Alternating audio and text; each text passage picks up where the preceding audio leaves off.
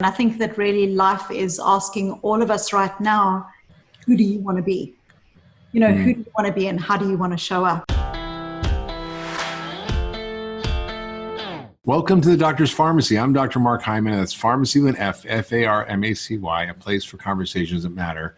And today's conversation is with Susan David, who's an extraordinary psychologist and a woman who's going to talk to us about something called emotional agility, which is something we should all pay attention to today because it's a very emotionally trying time for all of us for many reasons, not to mention the pandemic, which is mirroring the 1918 pandemic, the economic collapse, which is mirroring the Great Depression and the racial strife. And it's a tough time for everybody. But we have an extraordinary woman here to talk to us today who's a professor of psychology at Harvard Medical School. Her new book, Wall Street Journal's #1 best-selling book, Emotional Agility, is based on the concept that the Harvard Business Review heralded as a management idea of the year and winner of Thinkers 50 Breakthrough Idea Award, which is, I think, what it should be. It's kind of right up there with emotional intelligence as a new concept of how we navigate life.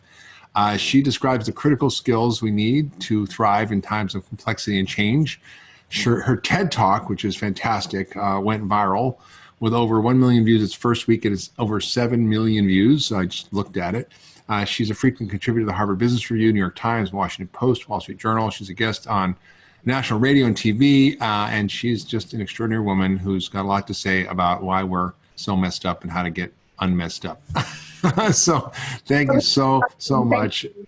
Yeah, thank you so much for being here. So we're in an amazing time right now, unlike any in our history. I just was speaking with a man who has been through it all, who's been senator and secretary of state and all this, just had an extraordinary perspective on history. And this is really unprecedented. And I think we're in a moment where we're seeing a collection of events happen all at once that are fraying the edges of our society and that are challenging us to show up in new ways and to think differently about our lives. I mean, we're all socially distanced. We've all been all of a sudden given a giant timeout by God for being maybe bad kids. I don't know, but it's stopped us in our normal lives and allowed us to stop and think about who we are, what we want, how we want to live, how we manage this. And some people are thriving, some people are drowning.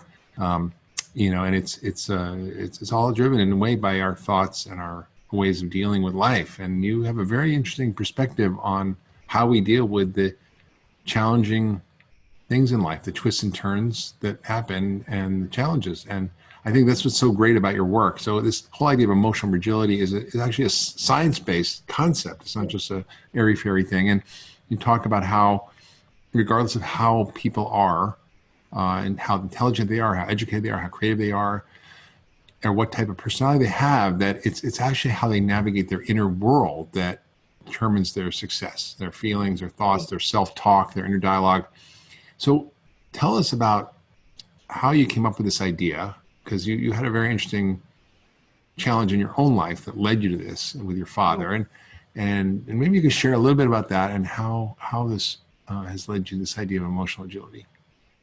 So thank you. Yeah, these are all important questions for the times that we live in. And I think that really life is asking all of us right now, who do you want to be?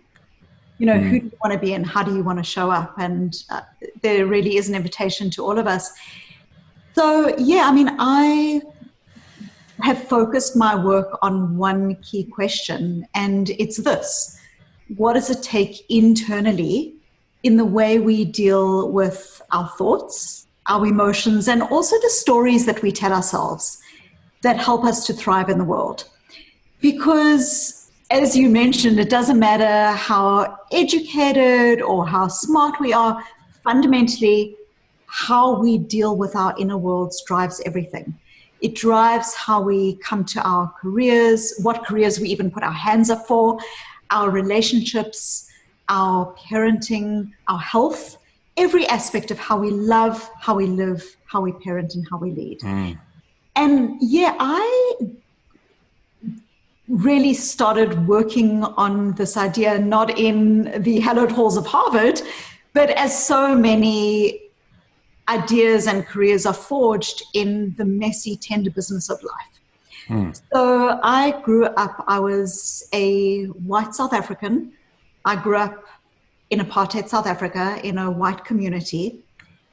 And it was really a community that was committed to not seeing, to not seeing the other, to denial. Yeah. And then when I was around 15 years old, my father was diagnosed with terminal cancer. And I recall my mother, I talk about this in my TED Talk, I recall my mother coming to me and saying to me, go and say goodbye to Dad. And so it feels like yesterday I remember going through to where my father, the heart of our home, lay dying. And his eyes were closed, but I knew that he knew, as one does, when you feel seen by a person, I knew that he knew that I was there. And I kissed him goodbye, I told him I loved him. I went off to school. That day he did die. On the Monday, my mother came and said that we should go to school. My father had been dead for 2 days, but she felt that it was really important for us to keep a routine and keep a sense of continuity in our lives, and this was going to be really helpful. So I remember going to school and essentially going from one subject to the next, from math to history, and what was May became September, became November, and I went about with my usual smile, and people would say to me, how are you doing? And I had grown up in a community in which you would pretend you were that everything was okay, or where there was this narrative of denial. And so I was like, I'm okay. And I became the master of being okay. But in truth, we know that internal pain always comes out. Internal pain always comes out, whether it's for us as individuals or in our families or in our communities, internal pain comes out. And for me, this was my experience, which is on the face of it, I was saying to people, I'm okay. But behind closed doors, my family was struggling. My mother was grieving the love of her life. She was raising 3 children, and the creditors were knocking. We were struggling. And I really was unable to deal with the weight of my grief. And for me, as so many young girls do, that took the form of binging and purging. And so, shortcut the story, which is really being in English class one day and an English teacher handing out blank notebooks. And she said, and I'll never forget this, write, tell the truth, write like no one is reading. And that invitation, that profound invitation to show up authentically to what I was experiencing, really shaped my life. And it shaped what you mentioned earlier, which is this idea that in order to be thriving human beings, we need at a fundamental level to be healthy with ourselves, to be healthy with our emotions. And it's only when we move into that space that we are able to forge ways in our communities, in our larger perspective and narrative of mental health and well-being, and in creating a world that we most want to raise our children in. And so these are the skills that I focus on, which is this internal health and well-being, which I can define further, but which I've come to call emotional agility through my work.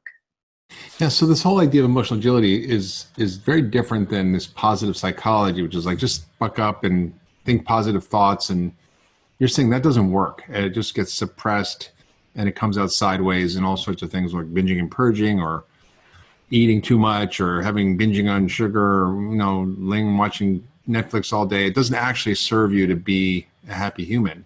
And you're saying sort of happiness comes through dealing with, and success comes through dealing with these dark places. So it's almost like the dark side we press down and ignore in favor of the light side, but it doesn't actually go away. And so it comes out in ways that harm us. And so talk about how you sort of stop this judgment of bad emotions and good emotions and this sort of dichotomy that we get into. Yeah, I think this is really important. If we think about the world that we're in right now, which is a world of complexity and challenge, and then we think of who is probably one of the most profoundly important voices in talking about evolution. And of course, it's Charles Darwin. So what was this perspective on emotions that Charles Darwin had? It wasn't that there were good emotions and bad emotions. It was that actually every single one of our emotions, even if they don't feel good, every single one of our emotions has evolved to help us to adapt in the world.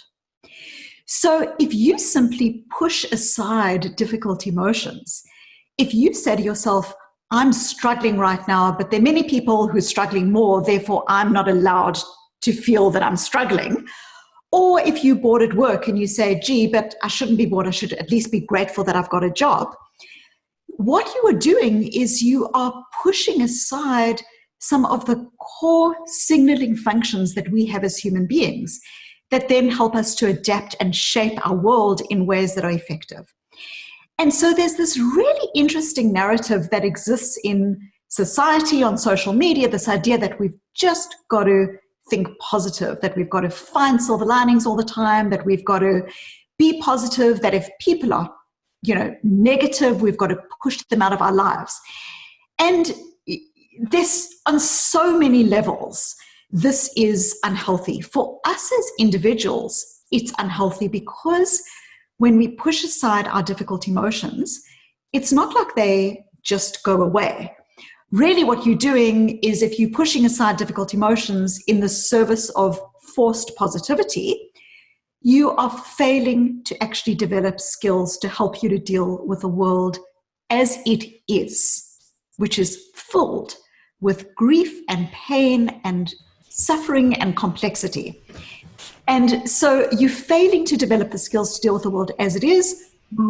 Instead you forcing positivity in trying to kind of move into some false illusion of what you want reality to be. That's true. I just reminded me of this experience I had when I was going through a tough time, and I was talking to this psychiatrist I was seeing about the difficult relationship I was in. He said, are you going to relate to the person in front of you or the person in your head?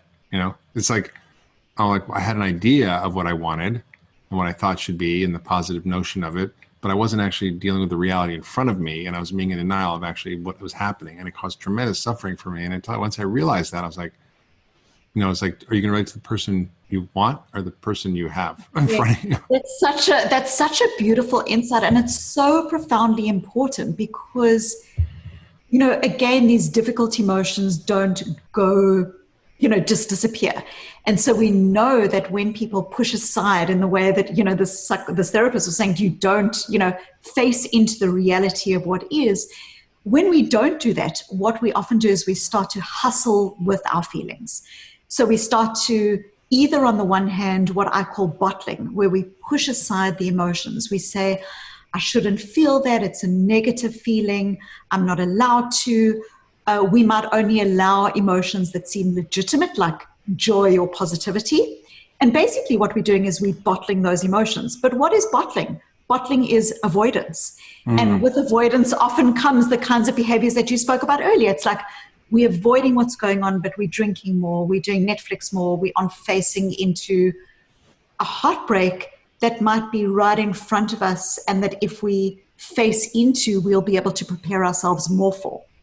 So that's one of the things we do when we don't face into the reality of our experience. The other, which looks completely different from bottling, is brooding. So brooding is when we get so stuck in our difficult feelings. I feel so bad. This is terrible. Why, every time does this happen to me? And what we're doing is we're doing a denial of a different form. So focused on ourselves that we aren't able to see. Becoming a victim, basically. Yeah, right? And you're not seeing the child in front of you. You're not seeing your loved ones. You're not seeing your colleagues because we're so focused on ourselves. And as it turns out, bottling and brooding look so different. The one is about denial and the other is about getting stuck in. But both of those, when you look psychologically at the outcome, what you find is that brooding and bottling are both associated with lower levels of well-being, higher levels of depression, anxiety, lower capacity to actually problem solve, get your resume together, have the tough conversation, do what needs to be done. And it is also associated with, of course, as you could imagine, lower quality of relationships, because when you aren't able to be vulnerable with your emotional experience with others, they don't see you as human and connected and authentic. Yeah. So that's, again, the bottling part. The brooding, when you're so focused on what it is that you're feeling, it's difficult to connect. And so there's a really tough impact when you, in habitual ways, deal with your emotions in this brooding or bottling. And of course, again, our societal narrative in many ways conspires against us being healthy with our emotions. It somehow conveys this idea that if you're just positive, things will be okay. But it just doesn't work out that way. But if, throughout human history, I imagine, we've not been that much awake as human beings, right? And so is this an age-old problem and we're just naming it and identifying it now? Or is this something new given the stresses and challenges of our society? Because it seems like there's way more depression, way more mental health issues and challenges we're seeing. And you're suggesting that part of the mental health issues we're facing are a result of flaws in our thinking and flaws in our relationship with our emotional life that get us into these troubles, whether it's brooding or bottling or what other challenges we face in actually having an authentic relationship with our feelings. Well, and that's a really important question. So I think that there are parts of this thinking about emotions that you can, that are historical, that if you look at how learning of particular subjects that seem more literal and able to be quantified, for example, mathematics, those types of subjects in schools have historically been elevated. And then, of course, the default becomes that the things that are much more difficult to quantify are put in this bucket of so-called soft skills. And it's not that they're soft. Of course, there's nothing soft about them. They are the most critical skills. But there's definitely been a historical demonization of emotions. Yeah. We see this in psychology itself. So in psychology, if we think about the whole transition of psychology, where we had the focus on Freud and your internal world, and then of course the behaviorists came out and said, if you can't measure it, it doesn't exist. If you can't measure it, it's not important. And so emotions went into, again, that, well, it's difficult to measure, therefore it's not important. We know it's important. We know it's important. So I think there's some things that are historical, but there's also a couple of things that are going on in our reality. In our reality, we as human beings have been outpaced by technology. We've been outpaced by technology. What does that mean? Well, think of something as simple, not simple, as social comparison. 20 years ago, if you were comparing yourself, you might compare yourself to a person who you didn't like in high school who's now driving around in a Ferrari, okay? But it was one person and you were comparing yourself to that person. Now we are comparing ourselves to literally millions of those people on social media. And so our capacity to actually process all of the different pieces of information that are going on, firstly by social media, but by other things as well, where the more we are faced with information that feels very complex, that we don't know, that feels ambiguous, the more as human beings we default as human beings to fear, trying to fill in the blanks, trying to create stories of what could be.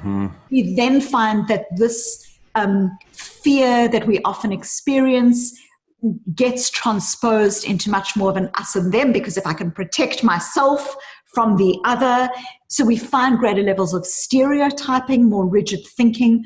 So, a very long, short answer to your question is I think that the signs of this are historical, but I think that there's something that's happening in the moment, which is this nexus of technology, social media, difficulty in being able to process the information that exists, that basically leads us as human beings to often engage in what I call cognitive rigidity or emotional rigidity, where rather than being emotionally agile, we go on autopilot. What am I doing here? Who don't I like? Who do I like? We engage in habits that don't connect with our intentions, and we suffer. We really suffer. Hi, everyone. Hope you're enjoying the episode. Before we continue, we have a quick message from Dr. Mark Hyman about his new company, Farmacy, and their first product, the 10-Day Reset. Hey, it's Dr. Hyman. Do you have FLC? What's FLC? It's when you feel like crap. It's a problem that so many people suffer from and often have no idea that it's not normal or that you can fix it. I mean, you know the feeling. It's when you're super sluggish, your digestion's off, you can't think clearly, or you have brain fog, or you just feel run down. Can you relate? I know most people can. But the real question is, what the heck do we do about it? Well, I hate to break the news, but there's no magic bullet. FLC isn't caused by one single thing, so there's not one single solution. However, there is a systems-based approach, a way to tackle the multiple root factors that contribute to FLC, and I call that system the 10-Day Reset. The 10-Day Reset combines food, key lifestyle habits, and targeted supplements to address FLC straight on. It's a protocol that I've used with thousands of my community members to help them get their health back on track. It's not a magic bullet. It's not a quick fix. It's a system that works. If you want to learn more and get your health back on track, click on the button below or visit getfarmacy.com. That's getfarmacy with an F, Farmacy.com. Now back to this week's episode. So can you talk a little bit about how you define emotional agility? Yes, so emotional agility at its core is about being, firstly, compassionate with ourselves, our thoughts, our emotions, and our stories. And I'll explain what I mean by that in a second. But firstly, it's about being able to enter into a space in which we are compassionate.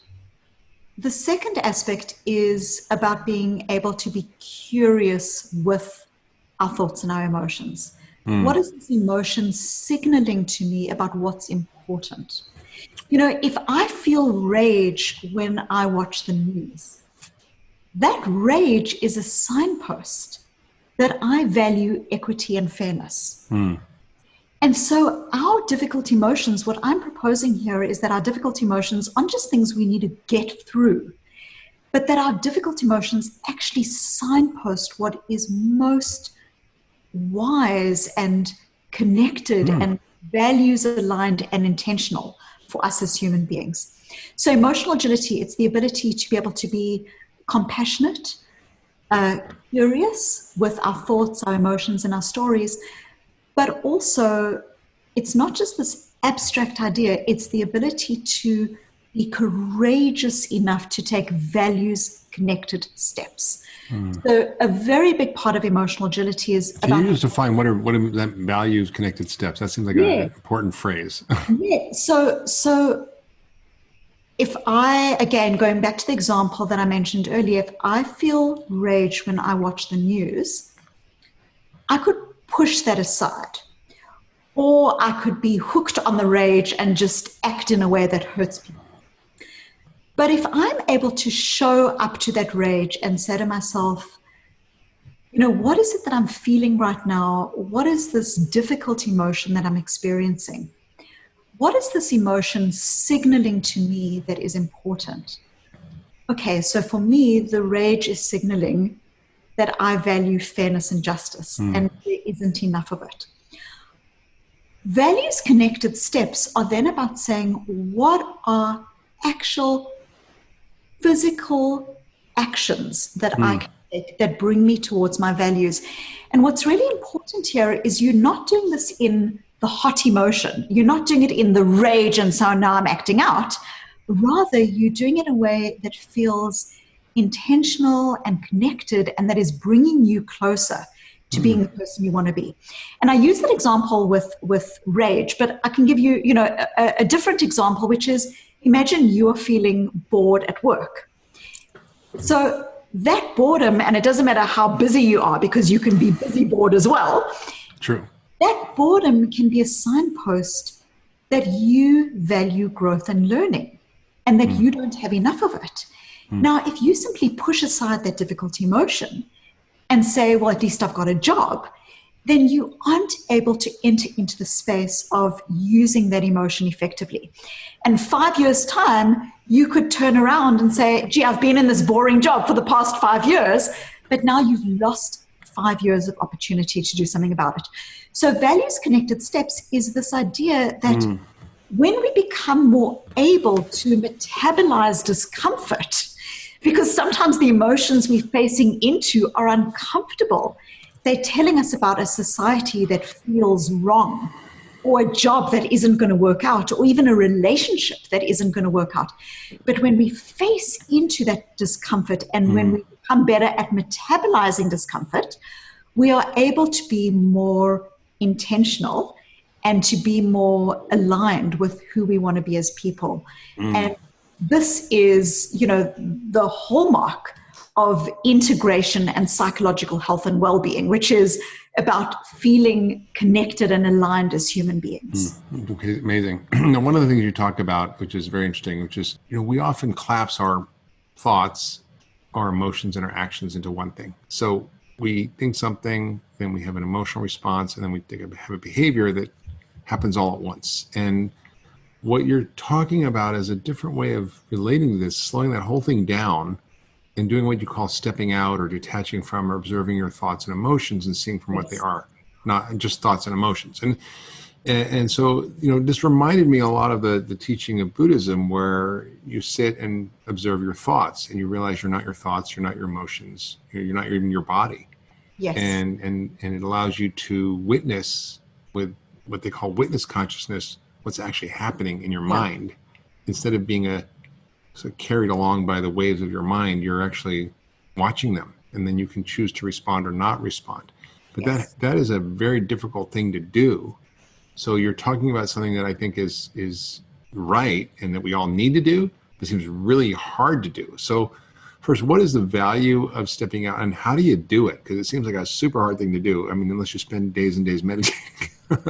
So emotional inagility or emotional rigidity is where there's no space between us and our response. So examples of this might be, you think something, I'm being undermined in this meeting, so I'm just going to shut down. Or there's no point in me applying for this job because I'll never get it, is the thought that you have, and therefore you don't apply for it. And we can be emotionally rigid, both in situations that exist at work and in our general lives, but we can also, even within our homes, be very emotionally rigid. As we know, we can have precious time with our families and then use that precious time on our cell phone at the dinner table. So what we can often do is, without even thinking, we engage in these habitual responses to our thoughts, our emotions, and our stories. A thought might be, I'm not good enough. There's no point in me even putting my hand up here. An emotion might be, I'm stressed. And so what I automatically do is go for the chocolate. And a story might be a story that was written on my mental chalkboard when I was 5 years old, a story about who I am, what kind of love I deserve, whether I'm creative or not creative. And the first thing that is really important with this is to recognize that these thoughts, emotions, and stories are normal. There is nothing inherently wrong with having, a tough thought or a tough emotion. In fact, we have around 16,000 spoken thoughts every single day. Thoughts that course through our mind. Should I do this? Am I good enough? Is that person good enough? Their judgments and criticisms and all of these things.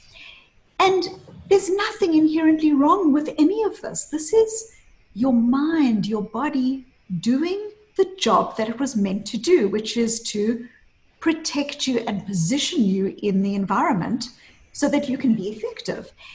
And, if we even just think about it at a kind of basic level, there's all of these noises and sensory pieces of input that come through into our worlds every day.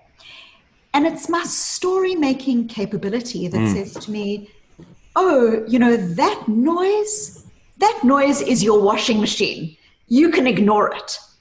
But that noise is the noise of your child crying. Don't ignore that. So as human beings, we weave together these thoughts, these emotions, these stories in ways that are coherent, that make sense to us. and that are critical in order for us to make our way through the world. But what sometimes happens is we sometimes we get hooked by a thought, an emotion, a story. So I feel something, I feel sad, I'm just not going to get out of bed today. My husband's starting in on the finances, I'm going to leave the room. Yeah. So when we're getting hooked, when we're being rigid, what's happening is there's no space between us and the thought, the emotion, the story. We just feel something, we treat it as fact, and we act on it. And I always think here of, the beautiful Viktor Frankl idea that is so profoundly important right now in this moment in history that we're all in. And it's this Viktor Frankl, who survived the Nazi death camps. Between stimulus and response, there is a space. Yeah. And in that space is our power to choose. And it's in that choice that lies our growth and freedom. When we are hooked. So for people who don't know that story, this was a man in it's Auschwitz concentration camp who made a choice not to let his external circumstances affect his internal happiness and experience, even though he was in a concentration camp faced with death. That is the most extreme situation you can imagine yourself in. And yet he was able to disconnect his experiences from his emotional state, which is a really rare thing. But it's an incredible lesson of how our happiness is not necessarily determined by our external circumstances, but it's determined by our thoughts and emotions and our beliefs. Yeah, and what Viktor Frankl's doing there is he's describing something that's incredibly powerful. Between stimulus and response, there is a space. And in that space is our power to choose. And it's in that choice that lies our growth and freedom. Yeah. When there's no space between stimulus and response, that's when you're hooked. Yeah. That's when you are rigid. I feel upset, I'm going to shut down. So that is this rigidity. The psychological term for it is fusion. We become fused with our story or our thought or our emotion. We start treating it as fact. So what emotional agility is, it's the skills that enable us to firstly show up to those difficult emotions, because we don't get any place by ignoring them. We've got to face into our difficult emotions with greater levels of acceptance and compassion than society would dictate. Particularly these kind of just be positive narratives would dictate. But the other thing that we need to do is we need to develop the skills that enable us to recognize that our emotions are data. Yes, but they are not directives. Just because I feel sad and I show up to that sadness doesn't mean I need to listen to it. It doesn't mean that I need to then do anything that the emotion tells me. We own our emotions. They don't own us. So, not for most people.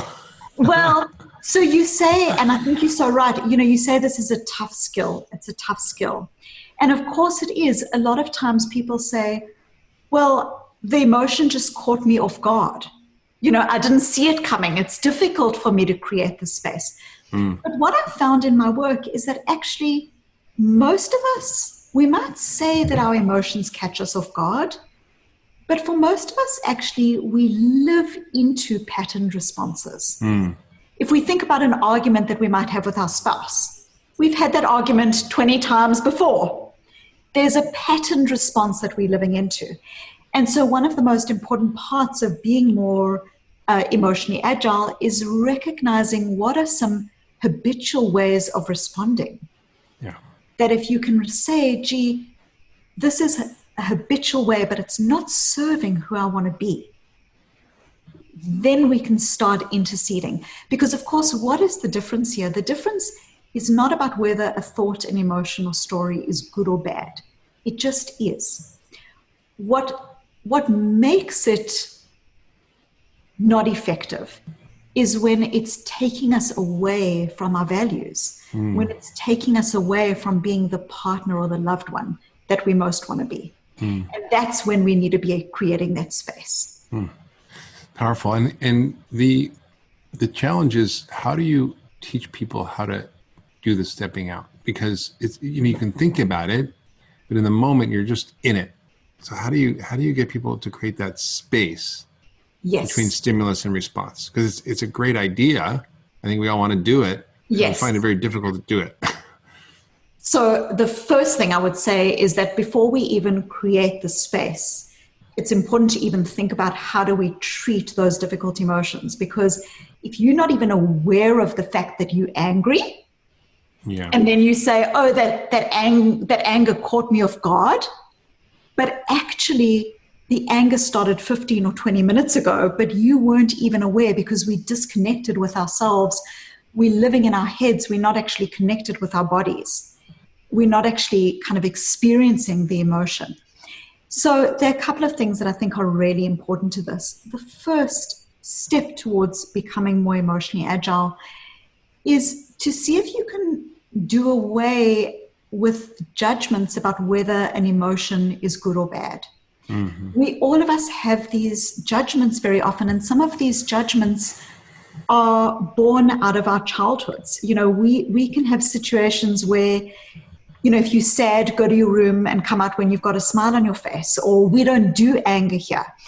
And so, what lands... Or we don't cry here. Or we don't cry. If you've got a child who comes home from school and is upset because they've been rejected, as a parent with really good intentions, you can say to the child, I know Jack didn't play with you today, or I know Jack didn't invite you to the birthday party, but don't worry, I'll play with you. And we try to kind of paper over our children's emotions, and we're doing it with really good intentions. But what is it signaling to the child? It's signaling that sadness is, to be feared. Sadness is to be done away with. And that being happy is what counts. And that, if you want to explore later, as it relates to children, it actually undermines our children's resilience. But what's happening here is we often have these display rules that exist in our culture or in our families about what emotions are okay versus not okay. And the first way to step into greater levels of emotional agility is to really, think about, are there some emotions that you don't do, that you have those display rules with? So that's the first thing is, moving away from judgment of emotions being good and bad. They just are. And I think, it's really important for all of us in the space that we're in right now to face into ourselves and our situations with greater levels of, what I might call gentle acceptance. What do I mean by this? Gentle acceptance, it's like if you went outside and it was raining, gentle acceptance is, gee, it's raining. Right. Okay? Not gentle acceptance is, gee, it's raining, and why does it always rain when I don't want it to rain? Just when I thought I was getting ahead of the rain, it starts raining again. And what we're doing is the more we try to control what is uncontrollable, the more we increase our level of suffering.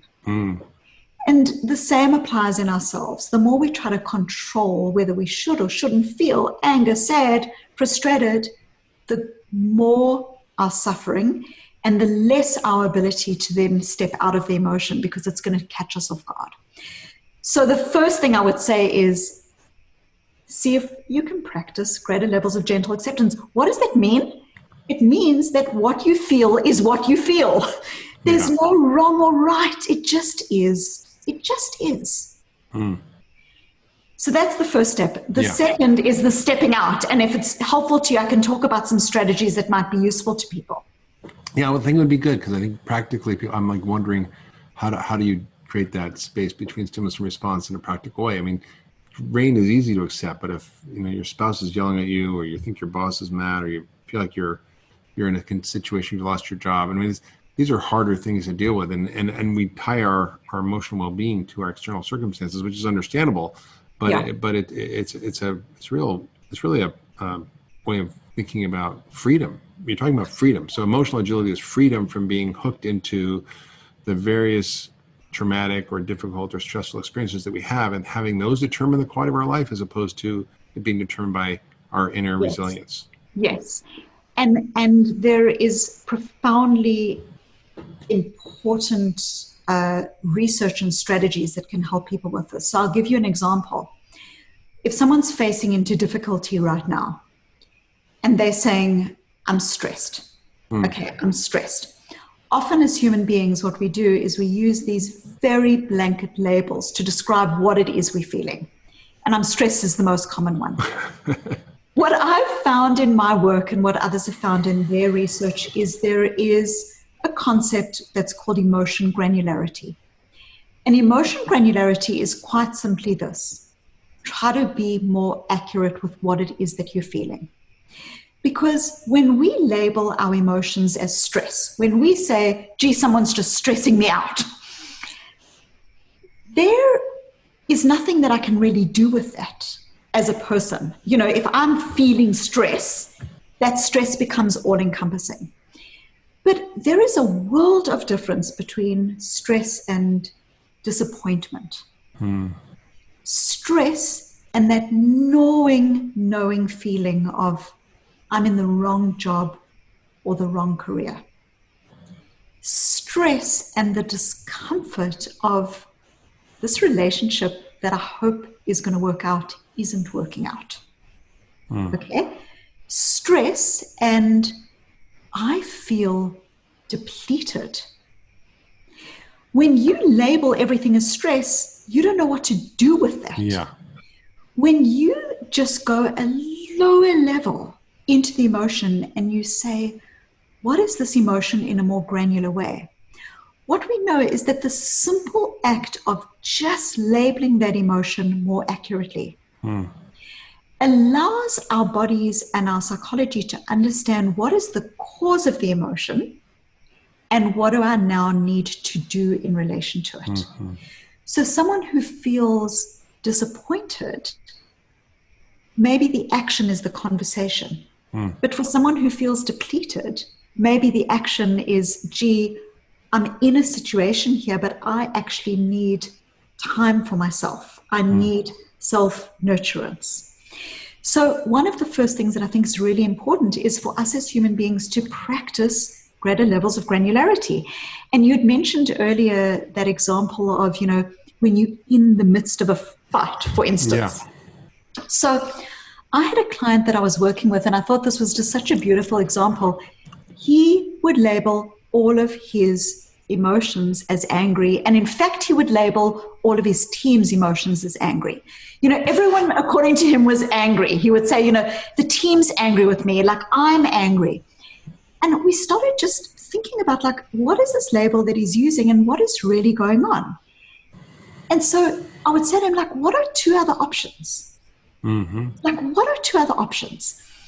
And he started saying to me, well, yeah, you know, I realize that I'm always jumping to that everyone's angry, but I think actually the team is mistrusting. Yeah. I'm seeing it as anger, but I think actually it's mistrusting. And what I'm seeing in me that I'm calling anger is actually fear. Yeah. Like, I've got a fear that I'm not performing in this environment as I should be. Now, of course, when he was in the meeting, he would say, gee, I'm angry and the team's angry. But the more we slow down into thinking about, you know, Dan Kahneman has got that beautiful, you know, model around the way we kind of often jump into making conclusions, but how we can just slow ourselves down. That the restoration that happens in all of our lives is what happens in the pause. Yes, you might have had a tough meeting at work today, but when you go home and you think about it and you give yourself the space to do so, you are more likely the next day to then not be hooked by the emotion because you've given yourself the space of restoration. Yeah. Restoration happens in the pause. So this guy was so fascinating. Months later, I went out for dinner with him and his wife. We were good friends. And she said to me, this completely changed their relationship because he would come home from work and he would say to her, oh, it looks like you're angry with me today. And she would be, I'm not angry. angry, I'm tired. Or I'm not angry, I just need to be seen. So you can see that this, when we invite greater levels of emotion granularity into our lives and into the way we describe our experience, we start automatically creating greater levels of space, maybe not in that one fight in the instance, but over the experience that we're having that is incredibly important. So that's one strategy. There's another that I can give you as well that might be helpful. Yeah. But yeah, just, if you feel. So another is often when we describe our emotions, we'll say things like, I am sad. Oh, yeah. I am stressed. I am angry. Of course, what we're doing here is we are describing the emotion as if we, all of us, 100% of us, is that emotion. Mm-hmm. I am sad. Right. I'm a man. I'm a woman. It's like I'm defined by my emotion. But of course, you aren't your emotion. Because I'm feeling angry. I'm feeling sad. Yeah, you aren't your emotion. You are much more than your emotion. Your emotion is a data source to be evaluated. But you're much more than that single emotion. Your intentions, your values, who you want to be in the situation.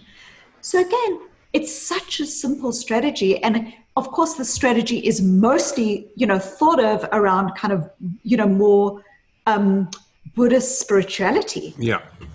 But this psychologically is called diffusion. Diffusion is that experience when you are sitting in the meeting, instead of I am being undermined, I'm noticing the feeling of being undermined. Mm-hmm. I'm noticing the thought that my boss is a complete idiot. Okay? I'm noticing that this is my I'm not good enough story and there's no point in contributing. Yeah. When you notice your thoughts, your feelings, your stories for what they are thoughts, feelings, and stories. They're not fact. Seems like meditation is a great technology for helping to slow that down, so you begin to sort of witness those things. Because you have to, that's the whole practice. You just sit and go, I can't meditate. I'm always thinking, like, that's the point. You're just watching and you're noticing your thoughts. You're noticing, and you can bring that noticing into a meeting. You can bring that noticing into a fight. You can bring that noticing into your rage and start saying, like, what is the value that this rage is signaling? We can bring it, and when we do it, we start creating space. Because, of course, what is this? This is linguistic space that we're creating. We've often had this experience as human beings where we'll talk to ourselves, okay? If you're going through a tough time, it's very powerful to say to yourself, instead of, gee, I'm struggling here. So Susie, what would you do right now? This is what we call changing the third person perspective. And we know that when we do this, when I'm working with clients, and if you've got listeners today who are feeling stuck. Sure. Okay, so people are feeling stuck. And often when people are feeling stuck, they'll say, I don't know what to do in this situation. They'll go to a coach, they'll go speak to a manager, and they'll say, I don't know what to do. And the manager says, well, what are some solutions? Like, what are some suggestions? And the person says, I don't know, by definition, I'm stuck. And that's why I'm asking for your advice. Okay? There's such a fascinating thing that happens.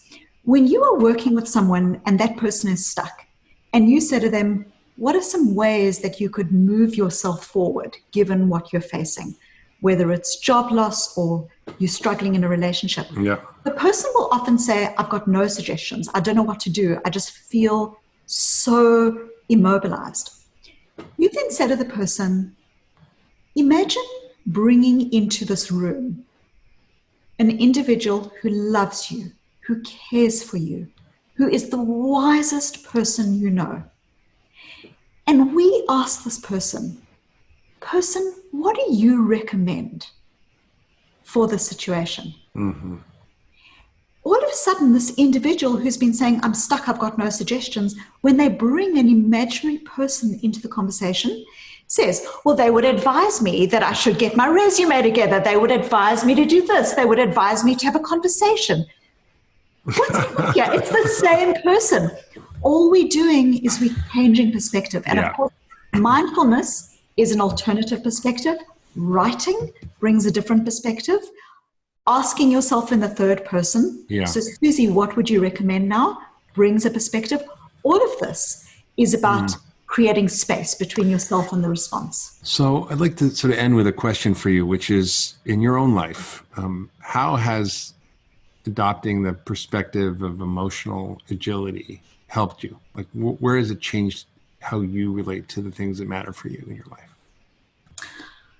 Can you share a story? It's changed me enormously. The first way that I think it has changed me profoundly was actually something that I think circles back to the story from earlier on with my dad. When I was little, when I was about 5 years old, I became aware, as many young children do, of their own mortality. At around that age, children become aware that one day they will die or one day their parents will die. And I recall going night after night after my parents had put me to bed finally, into my parents' room. And I would lie between my mom and my dad and I would sob.